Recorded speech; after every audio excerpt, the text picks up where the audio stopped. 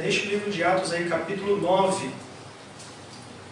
Nós vamos meditar aí do versículo 1 até o versículo 31, até o versículo 30. Mas nós não leremos todos esses versos, tá? Nós vamos apenas ler alguns dos versos, pois acredito que os irmãos também já conheçam bem essa história. A gente vai querer apenas trazer aqui um reforço sobre o que nós queremos aqui, pela graça de Deus, compartilhar com os irmãos. Atos capítulo 9, a partir do verso 1. Diz assim a palavra do Senhor. Enquanto isso, Saulo ainda respirava ameaças de morte contra os discípulos do Senhor. Verso 2. Em sua viagem, quando se aproximava de Damasco, de repente brilhou ao seu redor uma luz vinda do céu. Verso 3. Ele caiu por terra e ouviu uma voz que lhe dizia: Saulo, Saulo, por que me persegue? Agora o verso 10. Em Damasco havia um discípulo chamado Ananias. Vamos para o verso 13. Olha só, hein? Respondeu Ananias: Senhor, tenho ouvido muita coisa a respeito desse homem e de todo o mal que ele tem feito aos teus santos em Jerusalém. Verso agora 17. Então, só o comecinho do verso 17. Então Ananias foi. Agora pulamos para o verso 26. Quando Paulo chegou em Jerusalém, tentou reunir-se aos discípulos, mas todos estavam com medo dele, não acreditando que fosse realmente um discípulo. Verso 27. Então Barnabé o levou aos apóstolos e lhes contou como no caminho Saulo vira o Senhor, que lhe falara e como em Damasco ele havia pregado corajosamente em nome de Jesus. Vamos orar. Senhor, que ao falar esta noite, seja-me dado por Ti a mensagem para que destemidamente torne conhecido o mistério do Evangelho. O louvor da glória do Teu santo nome, em nome de Jesus. Amém. Amém, meus irmãos. O tema da mensagem desta noite é uma perspectiva sobre a reforma através do episódio da conversão de Saulo. Como assim, né? Pois é, nós podemos aqui extrair alguns termos interessantes. No dia 31 de outubro, nós celebramos 503 anos da Reforma Protestante, onde Martinho Lutero afixa as 95 teses para propor uma reforma à igreja vigente na época. A palavra reforma, o seu significado, quando a gente vai para o significado específico dessa palavra reforma, ela tem um significado de mudança, com finalidade de aprimorar e obter melhores resultados. Ou então, um significado de corrigir. Não havia em Lutero, como a gente bem sabe através das aulas de história, através da história, um desejo de se desvincular da igreja até então. Mas havia sim o interesse da reforma, de uma correção em suas práticas, aproximando a igreja novamente da palavra de Deus. A igreja na época havia se afastado, ela não estava mais em sintonia com o que a Bíblia falava. E Lutero, então, incomodado com isso, resolve,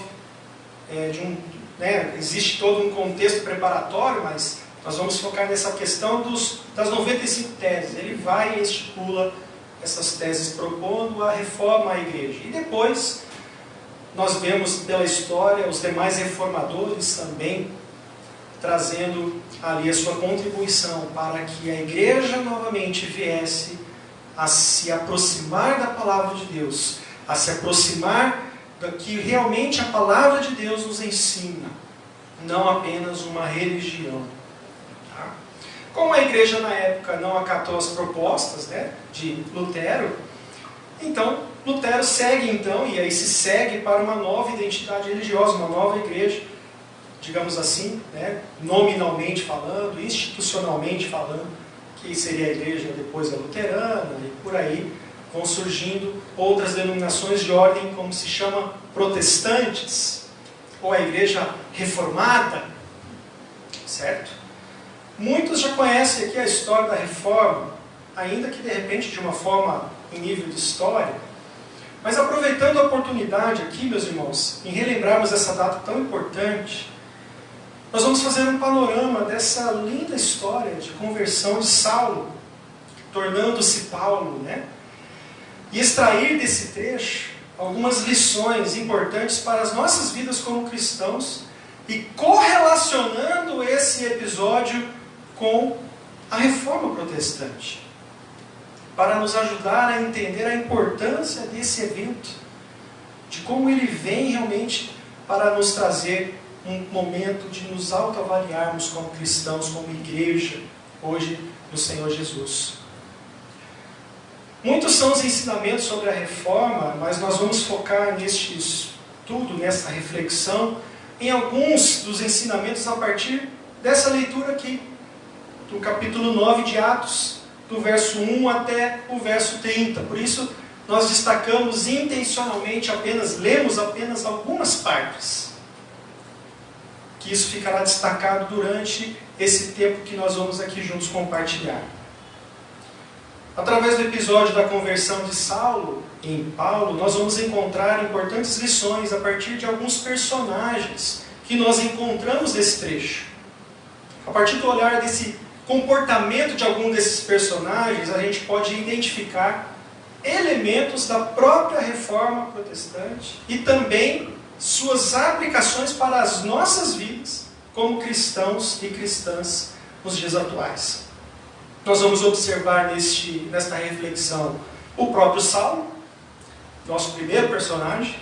Em seguida, nós vamos olhar um pouco mais de perto também um personagem aqui chamado Ananias e também os discípulos de Jerusalém, que nós lemos no início.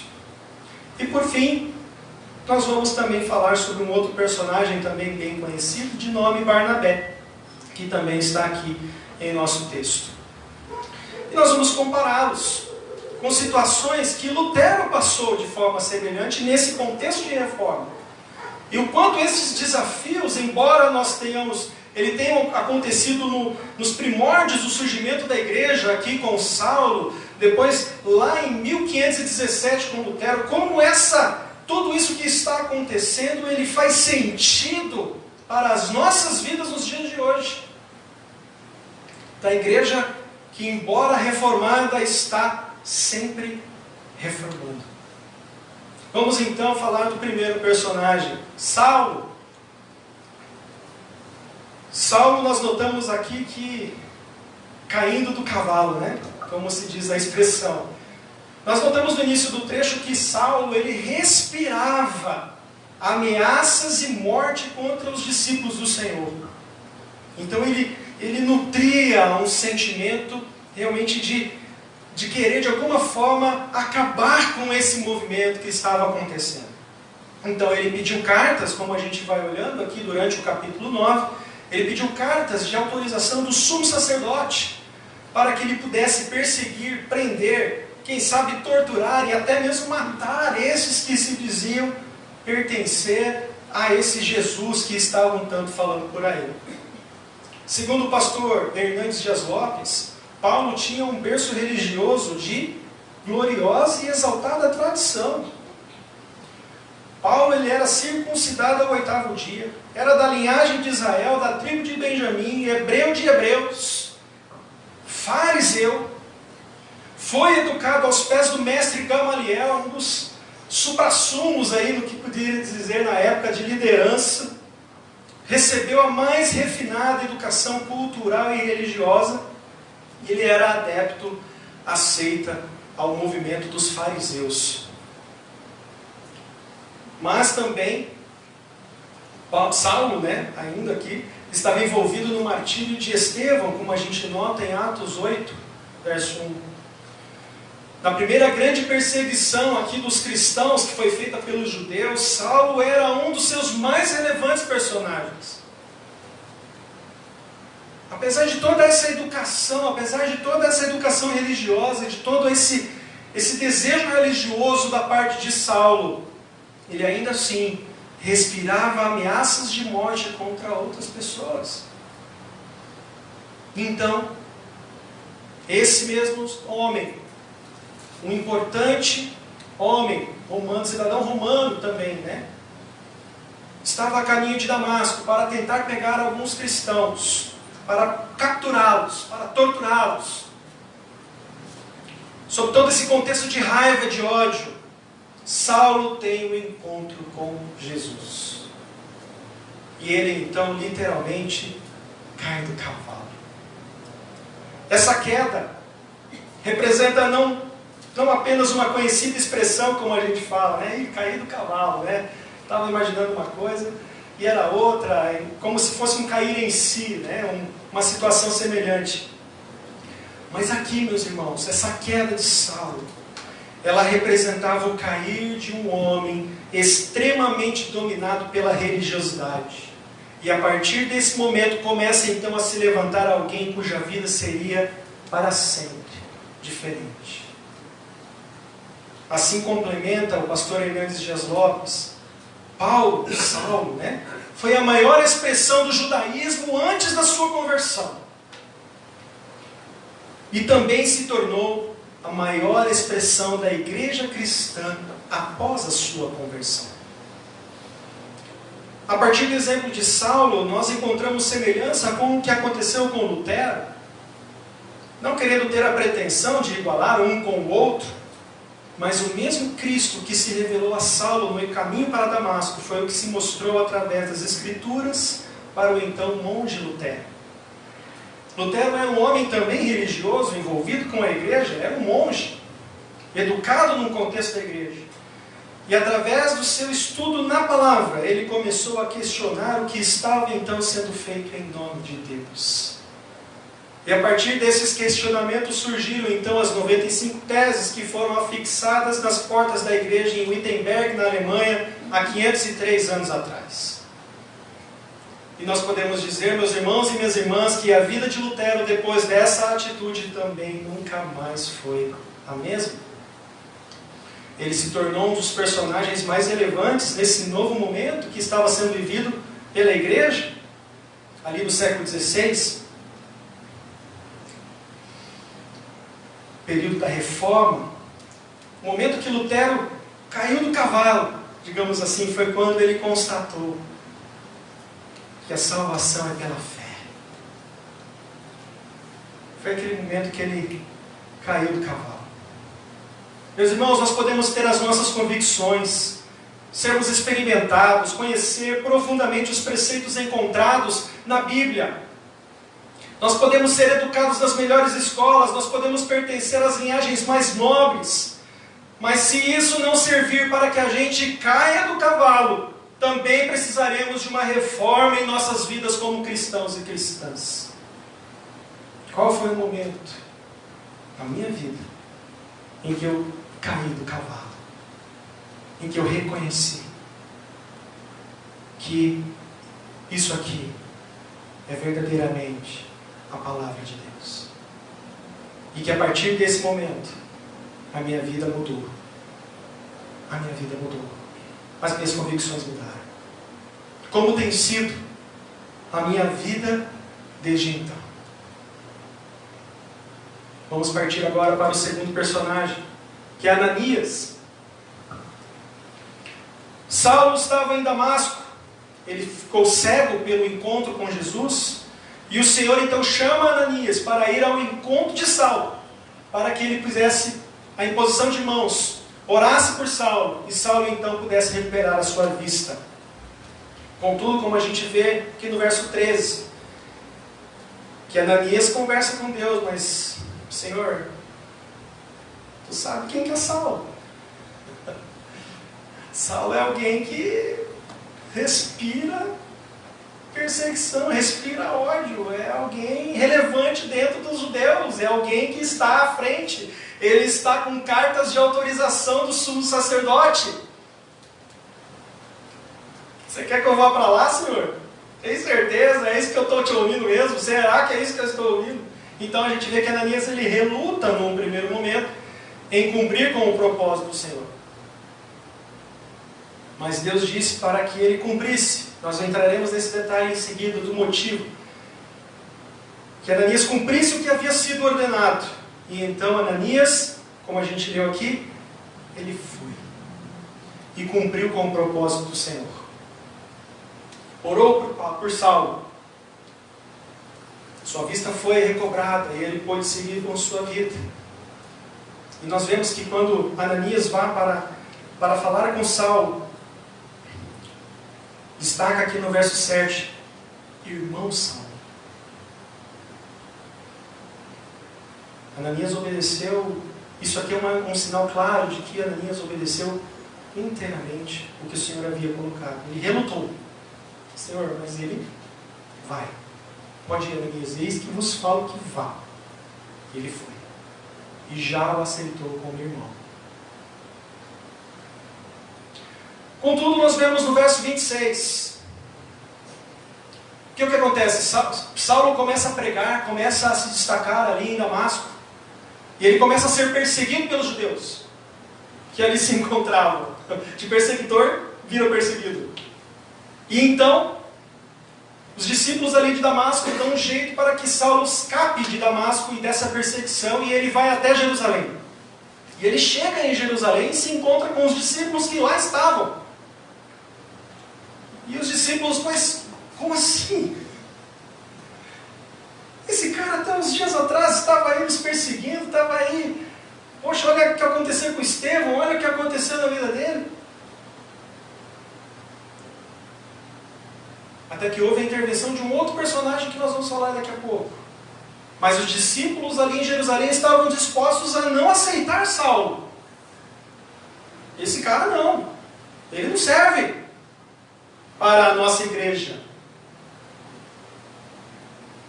Então nós vemos em Ananias ouvindo a voz de Deus. E nós vemos os discípulos não aceitando. Dois sentimentos semelhantes entre Ananias e os discípulos de Jerusalém. Ambos relutaram, mas Ananias aceitou. E os discípulos iam precisar de alguma coisinha a mais que a gente vai falar daqui a pouco para aceitar, mas eles não estavam aceitando. Nós podemos encontrar essas semelhanças também na Reforma. Lutero nunca defendeu a organização de uma nova igreja. Não era isso que ele queria no começo. Ele queria reformar, ele queria que a igreja corrigisse as suas práticas. Queria que voltasse para a palavra. E infelizmente isso não aconteceu. Lutero foi perseguido, sofreu ameaças de morte. E a instituição religiosa dominante na época prosseguiu com as suas práticas, que é o que se conhece como Contra-Reforma, onde ela endossa ainda mais, endurece ainda mais a perseguição contra os reformadores. Mas Lutero e os demais reformadores não pararam. Chamamos aqui a atenção a parábola dos dois filhos, encontradas em Mateus 21, 28 a 32. Eu quero trazer essa parábola porque ela nos chama a atenção, porque ela narra a história de um pai que ordena que seus filhos cuidem da vinha da família. Ele pede para o primeiro filho: vai lá, filho, pode deixar, pai, estou indo. Mas esse filho não vai. Ele não vai. O segundo filho diz para o pai: eu não vou, pai, para com isso, não vou fazer isso não, muita coisa para fazer. Mas depois, esse segundo filho se arrepende e vai. E aí Jesus pergunta para a multidão que estava com ele: qual dos dois obedeceu à vontade do Senhor? O segundo, mesmo dizendo não no começo, ele se arrependeu e foi, e obedeceu à vontade do Pai. Nós vemos aqui, olhando Ananias e os discípulos, olhando essa questão da reforma. Muitas vezes somos levados pela situação de não queremos, de nos afastarmos tanto da palavra. E quando vem algo que vem da palavra, que é algo que está contido na palavra, nós temos dificuldade. Mas será que é isso mesmo, Senhor, que o Senhor está pedindo para mim? Está na palavra, filho? Está. Então vai. Por muitas vezes nós relutamos em fazer a vontade do Pai. E nós vemos na reforma que Lutero poderia muito bem ficar na dele. Poderia muito bem ficar quietinho no canto dele. Mas aquele trecho, aquela palavra, a palavra do Senhor começou a ministrar sobre o seu coração e ele não conseguiu mais ficar quieto. Ele não conseguiu mais ficar parado. E isso custou a sua paz, isso custou a sua vida. Ele poderia ficar lá como monge, dando suas aulas, seguindo certinho, tudo bonitinho. Mas o Espírito o impeliu. E esse recado é para toda a igreja do Senhor. Porque diz o Paulo lá em Timóteo que aqueles que vivem piedosamente em Cristo Jesus serão perseguidos. Perseguidos por causa da fé. Porque o mundo milita, porque o mundo jaz no maligno. Por isso a reforma nos aproxima da palavra, nos aproxima de uma prática que cada vez condiga com aquilo que o Senhor deseja. E nem sempre será aquilo que o mundo deseja. Saulo teve a sua vida virada de cabeça para baixo. Ele estava no alto do seu patamar social, no alto de sua cidadania. Gozava de plenos privilégios sociais e econômicos. Mas ele abriu mão de tudo isso. Lutero também. Calvino. Pessoas que tinham famílias estruturadas, tinham suas vidas estruturadas. Mas por defenderem a verdade da palavra, eles foram até as últimas consequências. Por ouvirem aquilo que o Senhor dizia na palavra. Como temos nos comportado, meus irmãos, ao ouvirmos a voz do Senhor? Vamos agora ao terceiro personagem, que é Barnabé. Nesse mesmo contexto de dificuldades aqui por parte dos discípulos em aceitar o testemunho de Saulo, em aceitar que Saulo era um deles agora, aparece aqui um personagem que tem uma atitude bem diferente de todos os demais, que é Barnabé. Barnabé, ele defende Saulo, leva até os apóstolos e conta toda a sua história, como a gente nota no verso 27. E a partir disso, Saulo começa a andar também livremente por Jerusalém e a exercer o seu ministério. Meus irmãos, no primeiro momento é até compreensível o receio por parte desses discípulos que sabiam, né, do histórico de Paulo, como a gente falou há pouco, que Saulo, né, que ele era um perseguidor, era uma pessoa que respirava ameaças. Contudo, a atitude de Barnabé aqui foi fundamental para que Saulo encontrasse refúgio junto aos discípulos de Jerusalém e pudesse dar continuidade ao seu ministério que estava ali no seu começo.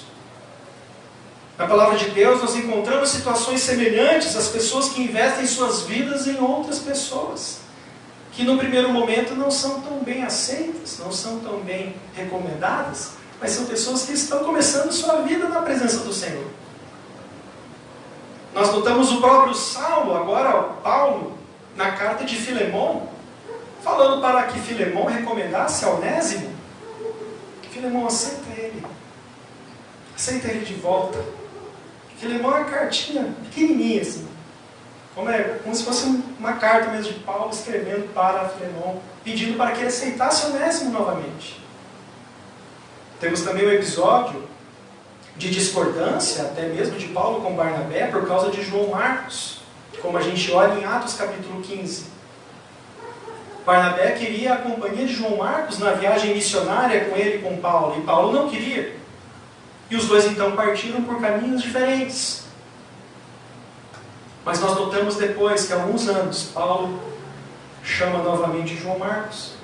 Chama João Marcos, porque ele é útil ao ministério. Lá em 2 Timóteo capítulo 4. De semelhante modo, Lutero encontrou o apoio de pessoas que conseguiram protegê-lo durante o período de perseguição, como Frederico Sábio, que era o príncipe da Saxônia, que o escondeu no seu castelo em Wartburg. Essa atitude evitou que Lutero fosse morto, né, como os seus antecessores. Quem defendia ali uma reforma, uma mudança, o seu fim não era muito bom. E Lutero, nesse momento do castelo, que ele estava no castelo, esse momento também possibilitou o início da tradução da Bíblia para o alemão, que foi uma das grandes conquistas dos reformadores. A tradução da palavra de Deus na sua língua original. O hino Castelo Forte também foi inspirado nessa época. A todos que cantam, que de repente não sabem, esse hino Castelo Forte é o hino 155 do nosso hinário. Ele foi composto por Martinho Lutero, nessa época. E até hoje ele é usado, cantado. Tentamos aqui, cantá-lo hoje, não deu certo, mas fica para um outro momento. Mas os irmãos conhecem, sabem muito bem como ele é, e a sua letra, a sua riqueza, válido até os dias atuais. Muitas vezes, meus irmãos, nós podemos ser levados a não querer investir em novos Saulos, em novos João Marcos, em Luteros, que se apresentam na nossa caminhada. Mas a reforma é voltarmos para a palavra de Deus. E nela nós encontramos os filhos pródigos. Nós encontramos os samaritanos. E por aí vai. Uma lista de um comportamento bem diferente do que nós encontramos aí fora da palavra. Deus não olha para o nosso passado, conforme se destaca no verso 15 do capítulo 9. Saulo era para o Senhor um vaso escolhido para levar o meu nome. Deus enxerga o nosso futuro vivendo para a sua glória. Os discípulos de Jerusalém, Ananias, no primeiro momento, estavam observando o passado de Paulo, o passado de Saulo, o que ele estava até então fazendo. Porém, Barnabé, assim como o próprio Deus, enxergava o que Deus podia fazer através da vida de Saulo. Seu futuro nas mãos do Senhor. O próprio Senhor Jesus, na escolha dos seus discípulos, dos apóstolos, se nós formos olhar no mercado corporativo, essa equipe que Jesus estava formando para trabalhar com ele, para formar um novo grupo, tinha tudo para dar errado. Não tinha nenhuma condição de dar certo. Pessoas despreparadas, pessoas diferentes, pessoas que viviam sob contextos diferentes.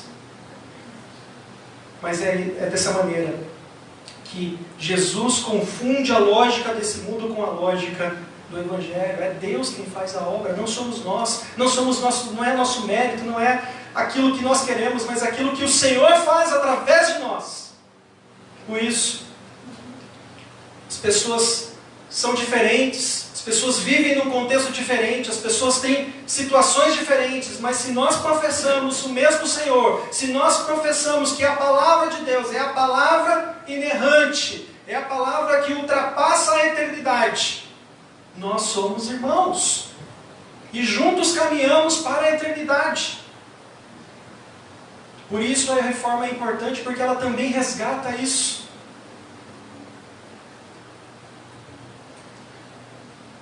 Observa-se o que as pessoas fazem e podem fazer para a glória do nosso Senhor. Meus irmãos, nós temos nos identificado com os discípulos de Jerusalém, ou como Barnabé no trato, para com aqueles ou aquelas que caminham na fé conosco, mas são diferentes da gente. Como temos nos comportado? Concluindo essa meditação, ao observarmos as atitudes desses personagens em nosso texto de hoje, nós encontramos relações diretas aqui aos eventos ocorridos na Reforma. E nós podemos também encontrar elementos de aplicação urgentes para as nossas vidas nesses dias. Um dos slogans da Reforma, até o pastor Valdir colocou aqui no começo, é o Ecclesia Reformata et semper reformanda, secundum verbum Dei, em latim. Já pensou se eu ficasse por aqui? Ninguém ia saber o que é, né? Pois é. O que isso quer dizer? O que essa expressão quer dizer? A igreja reformada, sempre reformando de acordo com a palavra de Deus. Por isso, Meus irmãos, na vida com Deus, por vezes nós precisamos cair do cavalo. Fazer cair o nosso orgulho, fazer cair o nosso autoconhecimento, as nossas atitudes egoístas, a nossa religiosidade, uma reforma em nosso interior. A reforma também nos leva a uma revisão das nossas atitudes, que possamos nos identificar cada vez mais com Ananias, que de repente reluta no começo, mas resolve obedecer à vontade de Deus e vai cumprir o seu querer. E cada vez menos nos identificar com as atitudes dos discípulos de Jerusalém, que se não fosse por Barnabé não aceitariam Saulo. Uma reforma em nossas atitudes de acordo com a vontade de Deus. E a reforma também nos leva a investirmos uns nos outros em amor. Assim como Barnabé fez com Saulo. Assim como Saulo, como Paulo fez com João Marcos, com Onésimo, com Filemão, com Timóteo.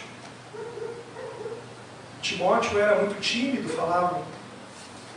E Saulo e Paulo investiu nele, pois viam o que ele poderia ser, não o que ele era, viam o que ele poderia ser nas mãos do Senhor. Uma reforma em nossos relacionamentos. Reforma é isso. É olharmos a nossa vida, os nossos relacionamentos à luz da palavra de Deus. Somos cativos da palavra, então nossos relacionamentos também serão cativos à palavra do Senhor. Ah, mas pastor, eu não gosto daquele irmãozinho, daquela irmãzinha, ele é seu irmão em Cristo.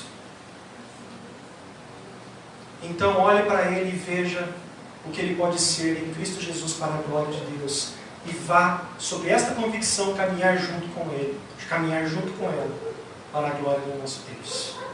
Deus dará um jeito de resolvermos essas diferenças, de resolvermos essas pendências, e caminharmos como uma igreja unida.